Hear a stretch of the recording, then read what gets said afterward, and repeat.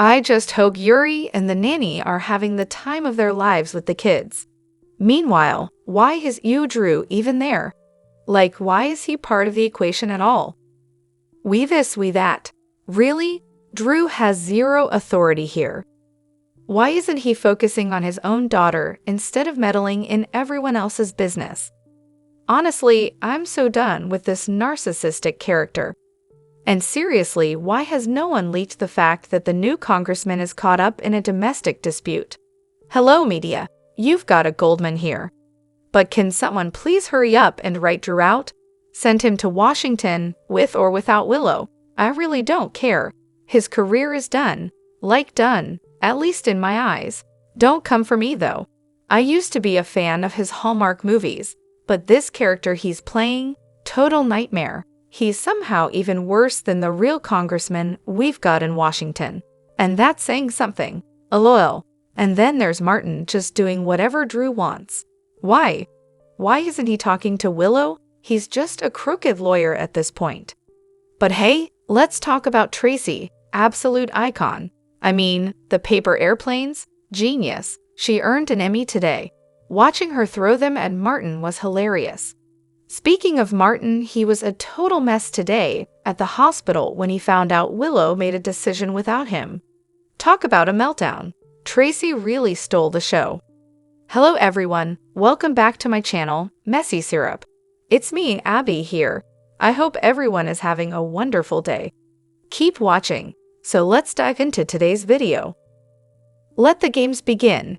And oh, PCPD was the place to be, where the drama reached new heights.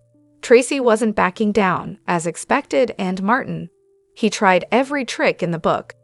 Anna, meanwhile, was done with everyone and everything, and Jason's face walking in?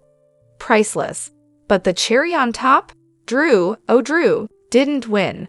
No heroic, victorious return to Willow and her adoration. What a shocker. Anna, really? Today would have been a great day to fake an illness and call in sick. Honestly, it was a circus, just like we all knew it would be. Tracy stood her ground, as expected. Drew, in the most spectacularly stupid move, decided to get in her face yet again, dragging up Quartermain family history like it mattered. Big mistake.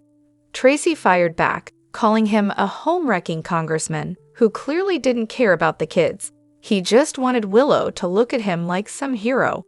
Brilliant. Anna tried to intervene, making the bold claim that the PCPD wasn't some arena for family feuds. But when she realized nothing was getting through, she just gave up and left. Meanwhile, Drew threw a full-on tantrum, stormed off because Tracy didn't buckle under his pressure. Tracy, though, she may have won this round. Drew didn't get what he wanted, and Martin did manage to pull off the threat of putting Tracy in a cell for the night. And then Anna, when Jason walked in? Jason's here to explain the booking process and give you a tour of a cell. Perfect. Oh, and Drew, where's your kid? You know, the one who just lost her mother? Watch out. Sam might come back from the dead to put you in your place if you neglect Scout. Tracy made it crystal clear. Willow can see the kids, but only if Drew's nowhere in the picture. So who will Willow choose, Drew or her children? Guess we'll see what kind of mother she really is.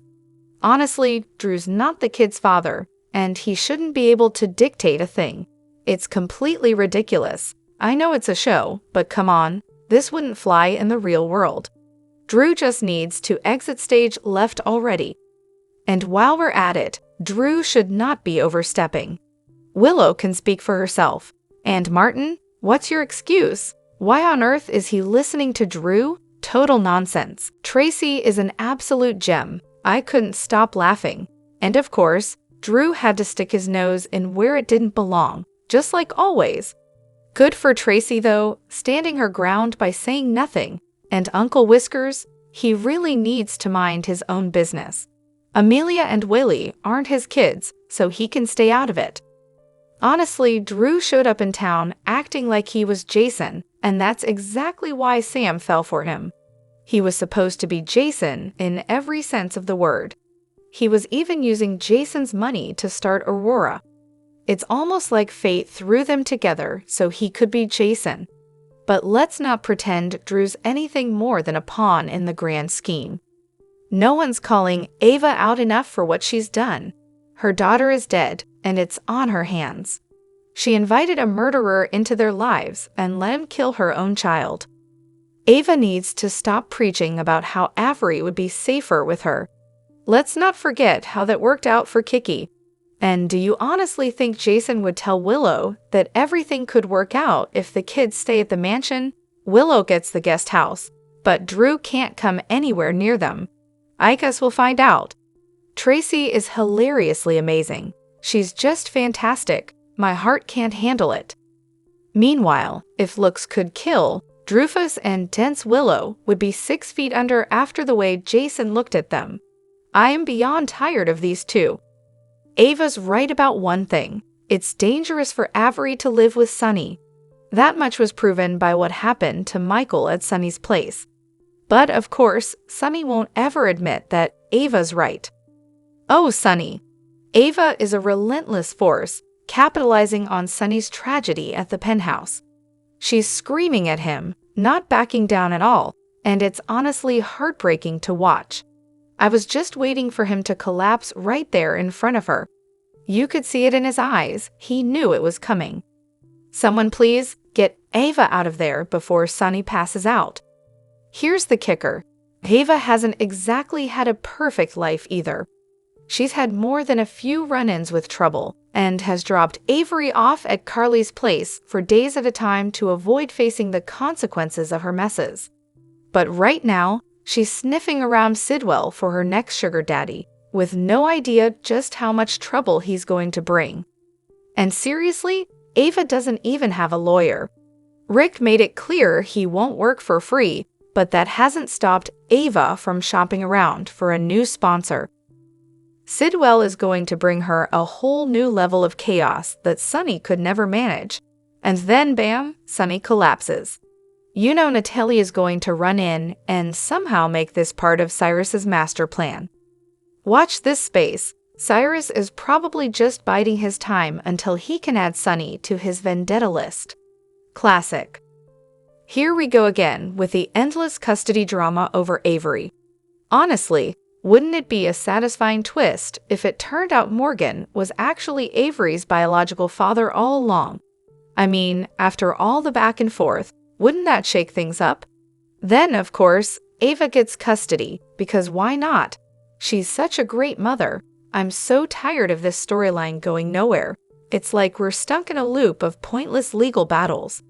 And let's talk about Sunny for a second. Seriously, why on earth would you want your young daughter near you when you're actively being targeted by dangerous people? You've already had one kid nearly killed because of your messy life choices. Why on earth would you want Avery to stick around? This isn't just about you anymore, Sunny.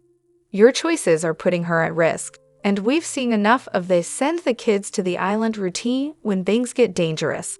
Why is this suddenly a good idea? But hey, if it turns out Morgan's the father, I say let Carly have custody. I mean, come on, Ava can just get bent. She's not exactly winning any Mother of the Year awards. Her relationship with Kiki? It was toxic to the point where Kiki literally hated her by the time she was killed. All because of Ava's twisted lies. That's the person you want raising Avery, please. Honestly, the only way I'll buy into this whole scenario is if Morgan somehow comes back from the dead. If he's alive, then let him have custody of Avery. Or, if that's not on the table, let Carly step in and take charge. Because if it turns out that Avery is Morgan's daughter and Ava somehow walks away with custody, I'm going to lose it.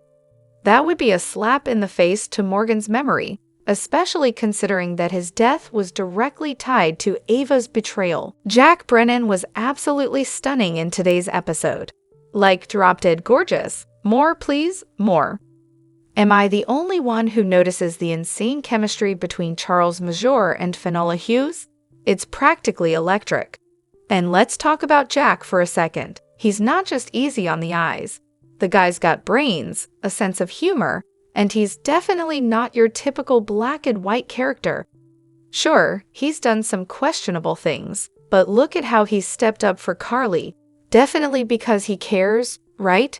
And now he's got Joss in his sights, because who wouldn't want to recruit someone that awesome? He's unpredictable and exciting.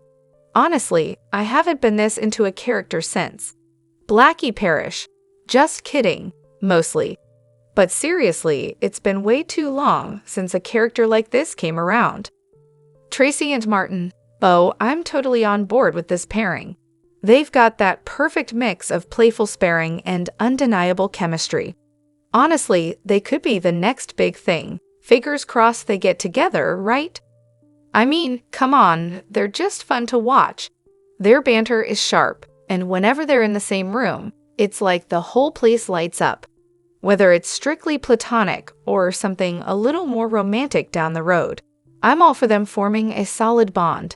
Let's make it happen. That thread about dudes who watch soaps? Absolute gold.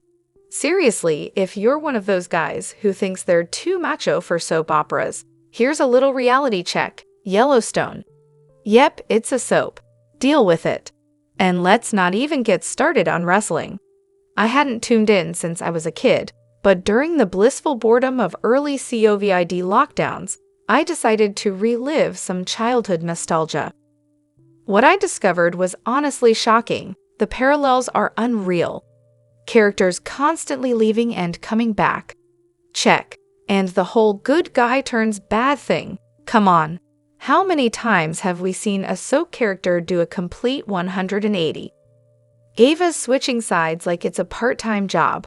It's like they're practically the same thing, but with more explosions and fewer love triangles. Honestly, I could totally do better than the writers when it comes to ships. Like, obviously, I could have handed Lyson and Sprina the epic storylines they actually deserved, instead of whatever mess they've been given. And don't even get me started on Liz and Lucky. Sure, the writers are finally putting them back in each other's orbit, but I can't help but think, if I were in charge, I'd make them soap royalty. Like, imagine the chaos, the drama, the absolute perfection of LNL 2 taking over.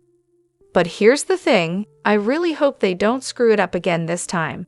Because honestly, what's the point of having these two back if they're just going to keep wasting opportunities? They've barely had a decent story since their teen years, even though the potential has been there the whole time. I swear, the biggest issue with ships these days is that nobody feels destined anymore. Remember when couples actually made sense? When you could feel the chemistry, the ups, the downs? It wasn't just some random pairing for the sake of drama. These days, it's like characters get together, break up, and we're all supposed to pretend it even mattered. It's such a joke. Honestly though, I probably could write any ship better than what we're getting now. Maybe I'm just salty, but come on. And yeah, I know this is an old one, but Franco and Nina. I was so sure they were endgame. Both of them were total outcasts, all kinds of messed up, which made them perfect for each other. And don't even get me started on Nina having his baby. But like, imagine if the baby had Down syndrome because, you know, Nina's older, and that would have added so much emotional weight to their storylines. Missed opportunity, much. Joss and Emma, the next Lulu and Maxie? Well, if we're lucky, they might get the kind of juicy storylines that made Lulu and Maxie icons in the early 2000s. Picture this. Joss, all grown up, investigating Dex's death and rubbing elbows with the older set, just like Lulu and Maxie did back in the day. They were knee-deep in the text message killer drama, the Rick Weber mystery, the Logan fiasco, kidnapping plots with Alcazar, and oh, let's not forget their starring roles during the MC hostage crisis. Joss seems to be on the fast track to that legacy. She's had plenty of screen time since her SORAS, but if she's going to fill those shoes, she'll need some solid peers in her age group to bounce off of, people who aren't just background noise. And speaking of Joss's potential BFFs, if she and Emma keep interacting, we might just see a repeat of Maxie and Lulu's dynamic. Maxie used to look at Lulu like she was a privileged Spencer. with everyone from Sunny to Jason to Tracy falling all over themselves to bail her out of any disaster she caused. Meanwhile, Maxie was the misunderstood rebel of the Scorpion or Jones clan, always getting stuck with the villain label after a few bad decisions. Sound familiar? It would be fascinating to see Joss and Emma go down a similar path, building a relationship from completely different angles. Lulu and Maxie were undeniably the center of that age group, but let's not forget the characters who rounded out their stories: Dylan, Georgie, Coop, Logan, Johnny, Spinelli, the list goes on. Joss and Emma could use some of that. Spencer and Cam? Recast and brought into the mix, please. They'd add a lot to the dynamic. Oh, and here's hoping that Trina and Gio get better material soon. Maybe they'll evolve into more interesting characters. And as for Joss's future, the WSB recruitment rumors have been swirling.